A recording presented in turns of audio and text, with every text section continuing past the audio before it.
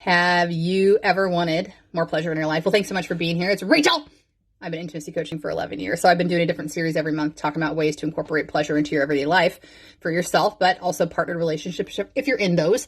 Except for this month is a little bit different because we're expanding the conversation on all relationships. And what I wanted to wrap this series up with was talking about things that I truly feel like hinder humans from having the best relationships they could ever have.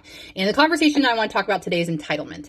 Okay, now entitlement, I'm going to use this as an example because I am somebody who came from entitlement. Oh my gosh. Okay. I operated from a mindset of like all me, focus on me. I come first. So do my needs, all of those things.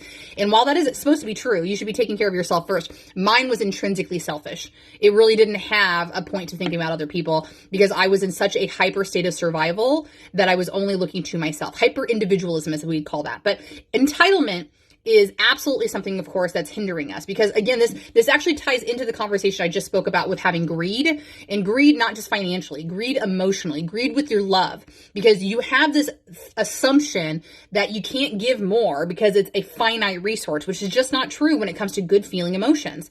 You can absolutely, you might need to re-energize yourself if you give it all away, of course, but it's renewable. This is something that we can give out to other people. So when we sit in a place of entitlement, that person owes me this. That person is supposed to be this kind of partner. That person said they were going to do that, but they didn't, right? That's just a place of entitlement. Now, should people be, matching the expectations that they set for you? Sure. But do people also deserve grace when they can't?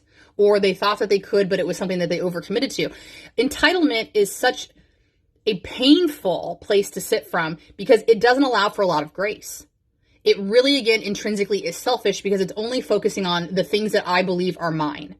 And nothing is yours. Nothing is yours here, okay? Do you sign a piece of paper to own a house and the law says yes, but the law's made up? Okay, that house won't be here in 100 years anyway. It won't even be here in 25, 50 years when you move out of it and somebody takes over it, right? We have nothing here. We go with what we came with, which is this body, which actually stays here too. It's this fucking energy. That is the only thing that leaves. So when we come from a place of entitlement, it's so lacking. It's so limiting because of these assumptions we make about what should be mine. Give it away freely. It's so cliche to think about it, but it is. The more you give, the more you get. I'm just telling you, it's so lonely at the top when you don't think about others. So stop coming from a place of entitlement because it's lonely. It's lonely and you deserve abundance. So thanks for being here. That's all I got. I'll see you tomorrow. Bye.